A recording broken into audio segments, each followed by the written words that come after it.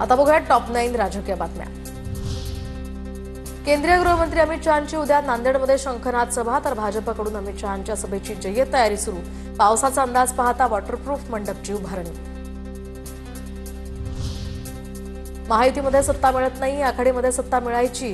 केंद्रीय सामाजिक न्याय मंत्री रामदास आठवले यांच्याकडून नाराजी व्यक्त, तर महायुतीच्या काळात रिपाईला सत्ता मिळत नाही। पवार काँग्रेसच्या काळात मंत्रिपदांसह विधान परिषदेच्या जागा सुद्धा मिळाल्याचं वक्तव्य। शरद पवारांच्या काळामध्ये काँग्रेस अलायन्समध्ये आमचे 6-7 MLC झाले होते। अनेक ठिकाणी आम्हाला त्या काळामध्ये सत्ता मिळालेली आहे, पण या महायुतीच्या काळामध्ये सत्ता अल्पेला मिळत नाही अशी परिस्थिती आहे। बीडच्या लोकांचा भरोसा नाही, कधी काटा काढतील सांगता येत नाही। माजलगावमधील नागरी सत्कार सोहळ्यात संजय शिरसाट यांची फटकेबाजी। बीडचे लोक एवढे हुशार असतात मला माहित नाही, कधी कुणाचा काट्याने काटा काढतील काही भरोसा पण नाही।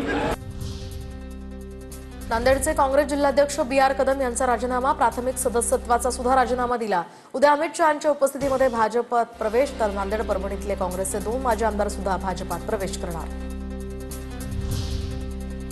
पवारांच्या राष्ट्रवादीचे सत्यजित पाटणकर भाजपच्या वाटेवर, पाटणकरांनी मंत्री शिवेंद्रराजे भोसलेंसह फडणवीसांची भेट घेतली। सत्यजित पाटणकर विक्रमसिंग पाटणकर यांचे चिरंजीव। अमरावतीमध्ये किरीट सोमय्यांच्या बैठकीवर तहसीलदारांचा बहिष्कार, अमरावतीमध्ये येऊन सोमय्या फौजदारी कारवाईसंदर्भात दबाव टाकतात।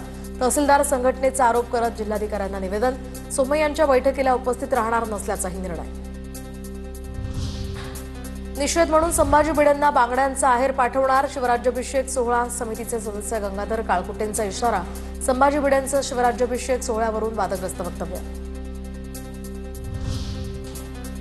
मंत्री गुलाबराव पाटलांच्या नावासमोर जलसंपदा मंत्री असा उल्लेख, जळगावातल्या पोलीस दलाच्या कार्यक्रमातला हा प्रकार।